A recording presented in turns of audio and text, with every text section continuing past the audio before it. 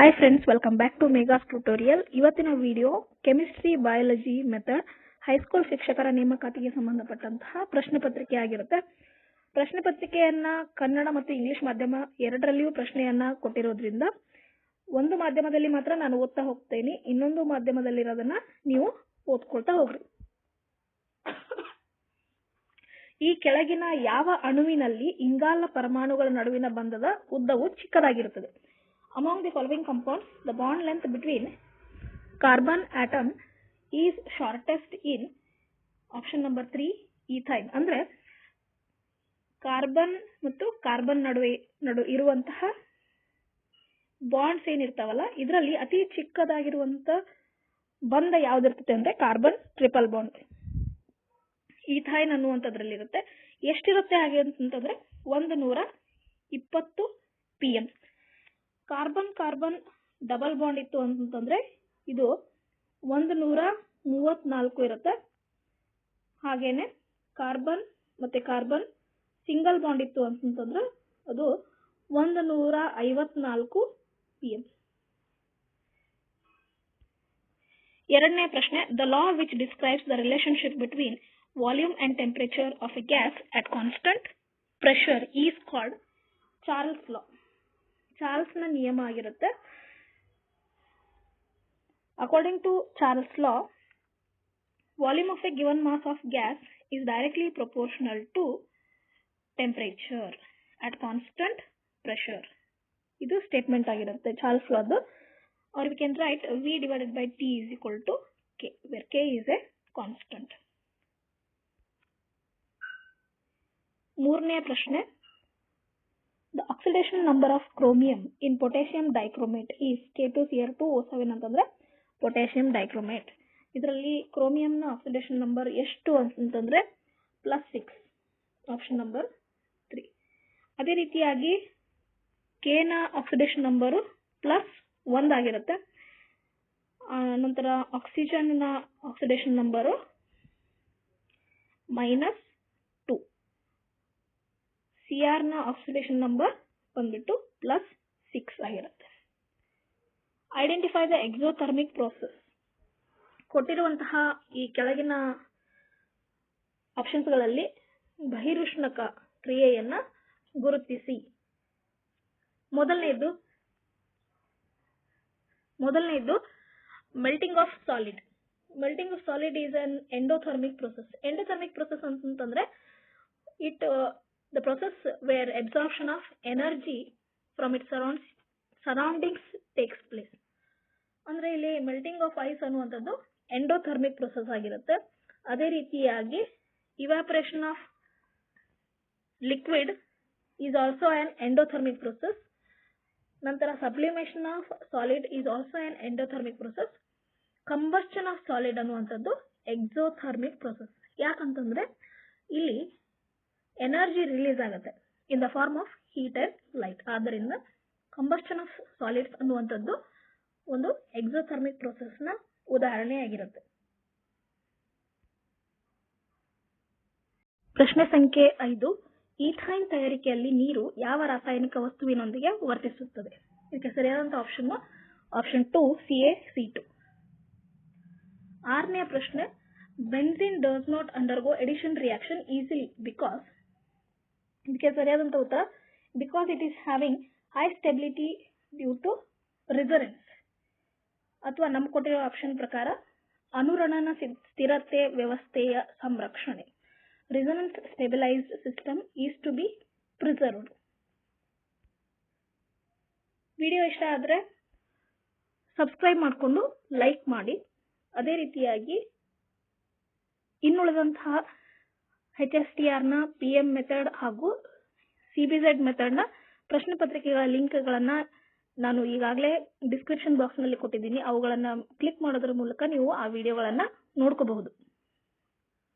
7ನೇ ಪ್ರಶ್ನೆ, if 2 grams of urea is dissolved in 38 grams of water, then the percentage of urea by mass in the solution is.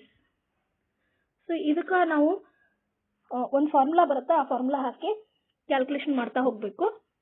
ಇಲ್ಲಿ use ಮಾಡುವಂಥ formula mass of ಸೊಲ್ಯೂಷನ್ನ ಕಂಡುಹಿಡ್ಕೋಬೇಕು. First mass of urea ಮತ್ತು mass of water ಎರಡನ್ನು ಕೂಡಿಸಿದಾಗ ನಮ್ಗೆ mass of solution ಬರುತ್ತೆ.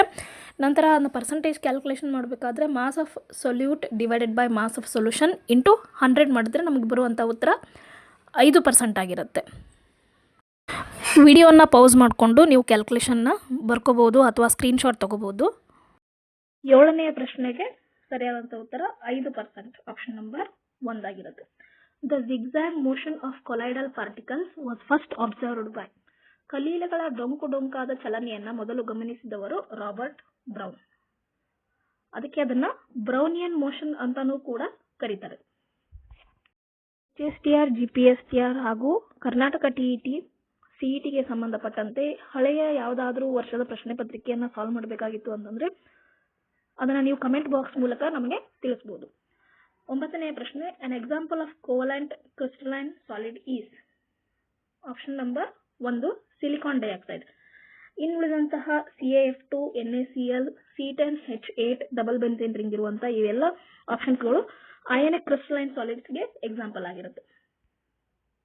10ನೇ ಪ್ರಶ್ನೆ, colligative properties of solutions are those which depend upon. ದ್ರಾವಣದ ಸಂಕಲನಶೀಲ ಗುಣಗಳನ್ನು ಅವಲಂಬಿತವಾಗಿರುವ ಅಂಶ ಯಾವುದು ಅಂತಂದ್ರೆ it depends on the number of solute particles, ದ್ರಾವ್ಯದ ಅಣುಗಳ ಸಂಖ್ಯೆ, and it does not depend on number of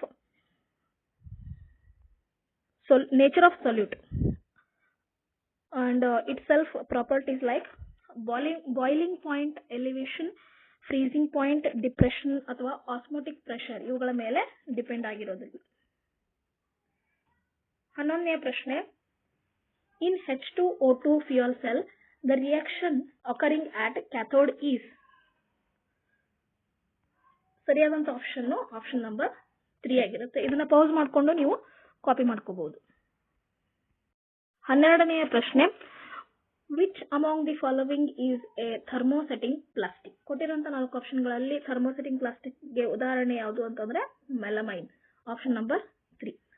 The electronic configuration of sodium ion is. ಸೋಡಿಯಂನ ಅಟಾಮಿಕ್ ನಂಬರು 11 ಆಗಿರುತ್ತೆ. ಅದೇ ರೀತಿಯಾಗಿ ಇದರ ಒಂದು electronic configuration 1s2, 2s2, 2p6, 6 + 2 8, 8 + 2 10 ಅಂದ್ರೆ ಇನ್ನ ಒಂದು ಉಳಿತು, ಅಲ್ಲಿಗೆ ಇದು 3s1, 1s2, 2s2, 2p6, 3s1, option number 1 ಆಗಿರುತ್ತೆ. Which is acidic salt. ಕೊಟ್ಟಿರುವಂತ 4 ಆಪ್ಷನ್ಗಳಲ್ಲಿ ಅಸಿಡಿಕ್ ಸಾಲ್ಟ್ ಯಾವುದು ಅಂತಂದ್ರೆ ನಾವು ಗುರುತಿಸಬೇಕಾಗಿರುತ್ತೆ. ಸೊ ಇದಕ್ಕೆ ಸರಿಯಾದಂತ ಉತ್ತರ NaHSO4. ಅಂದ್ರೆ ನೀರಿನಲ್ಲಿ ಮಿಶ್ರಣ ಮಾಡಿದಾಗ ಯಾವುಗಳು H+ ಅಯಾನ್ಸ್ ಅನ್ನ ಬಿಡುಗಡೆ ಮಾಡುತ್ತೆ ಅದನ್ನ ಅಸಿಡಿಕ್ ಸಾಲ್ಟ್ ಅಂತ ಕರಿತೀವಿ. OH- ಅನ್ನ ಬಿಡುಗಡೆ ಮಾಡಿದ್ರೆ ಅದು ಬೇಸಿಕ್ ಆಗಿರುತ್ತೆ. ಸೊ ಇಲ್ಲಿ H ಅನ್ನ ಹೊಂದಿರುವಂತದ್ದು 4ನೇ ಆಪ್ಷನ್ NaHSO4.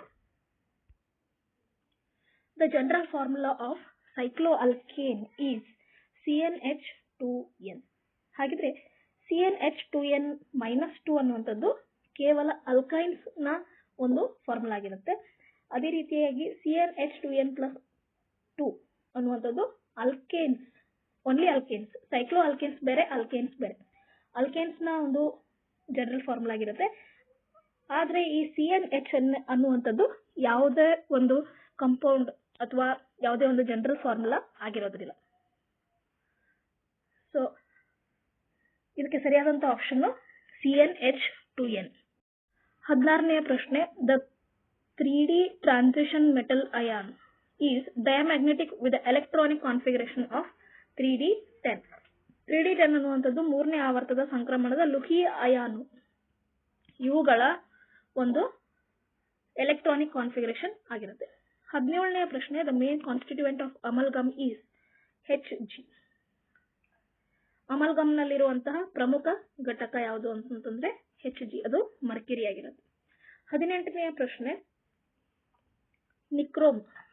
ಈ ಕೆಳಗೆ ಕೊಟ್ಟಿರುವಂತಹ ಮಿಶ್ರ ಲೋಹಗಳನ್ನ ಅವುಗಳ ಉಪಯೋಗಕ್ಕೆ ತಕ್ಕಂತೆ ಹೊಂದಿಸ್ತಾ ಹೋಗ್ಬೇಕು. ಮೊದಲನೇದು ನಿಕ್ರೋಮ್. ನಿಕ್ರೋಮ್ ಅನ್ನ ನಾವು ಉಷ್ಣೋತ್ಪನ್ನ ಸುರುಳಿ ಅಂದ್ರೆ option number C, heating coils ನಲ್ಲಿ ಬಳಸಲಾಗುತ್ತೆ. ಯಾಕಂತಂದ್ರೆ because of their high resistance property we are going to use them in the heating coils. Alnico ಅನ್ನ ನಾವು ಆರ್ಟಿಫಿಷಿಯಲ್ ಮ್ಯಾಗ್ನೆಟ್ಸ್ ಆಗಿ ಬಳಸ್ತಾ ಹೋಗ್ತೀವಿ, ಅಂದ್ರೆ ಕೃತಕ ಕಾಂತದಲ್ಲಿ. ಇನ್ವಾರ್ ಸ್ಟೀಲ್ ಇದು ಮೆಜರಿಂಗ್ ಟೇಪ್, ಅಳತೆಯ ಪಟ್ಟಿಯಲ್ಲಿ ಯೂಸ್ ಮಾಡ್ತಾ ಹೋಗ್ತೀವಿ. ಅದ್ರ ಪ್ರಕಾರ ಆಪ್ಷನ್ ನಂಬರ್ ನಾವು ಯಾವುದು ಅಂತ ನೋಡ್ತಾ ಹೋದ್ರೆ ಮೊದಲನೇದಕ್ಕೆ ಸಿ, ಎರಡನೇದು ಎ, ಮೂರನೇದು ಬಿ. ಆಪ್ಷನ್ ನಂಬರ್ 2 ಇದಕ್ಕೆ ಸರಿಯಾದಂತ ಉತ್ತರ ಆಗಿರುತ್ತೆ. 19ನೇ ಪ್ರಶ್ನೆ, among the following index for gold number is. It is the protective gold, ರಕ್ಷಣಾತ್ಮಕ ಕಲೀಲ ಅಥವಾ ಪ್ರತಿಸ್ಫಟಿಕ. ಪ್ರಶ್ನೆ ಸಂಖ್ಯೆ 20, the substance having strongest hydrogen bond, ಶಕ್ತಿಯುತವಾದಂತಹ ಜಲಜನಕ ಬಂಧ ಹೊಂದಿರುವಂತಹ ವಸ್ತು ಯಾವುದಪ್ಪ ಅಂತಂತಂದ್ರೆ ಅದು HCl ಆಗಿರುತ್ತೆ. HCl. ಇಲ್ಲಿವರೆಗೂ ನೀವು ನೋಡಿರುವಂತದ್ದು 20 ಪ್ರಶ್ನೆಗಳನ್ನ, ಕೆಮಿಸ್ಟ್ರಿಗೆ ಸಂಬಂಧಪಟ್ಟಂತ 20 ಪ್ರಶ್ನೆಗಳು. ಒಟ್ಟಾರೆಯಾಗಿ 40 ಕೆಮಿಸ್ಟ್ರಿ 40 ಬಯಾಲಜಿ ಕ್ವಶನ್ಸ್ ಇರ್ತಾವ. ಅದ್ರಾಗ 20 ಪ್ರಶ್ನೆಯನ್ನ ನಾವು ಸಾಲ್ವ್ ಮಾಡಿದೀವಿ. ಇನ್ನು 20 ಪ್ರಶ್ನೆ ಉಳಿದಂತಹ 20 ಪ್ರಶ್ನೆಗಳ ಒಂದು ವಿಡಿಯೋ ನಾಳೆ ಬರುತ್ತೆ.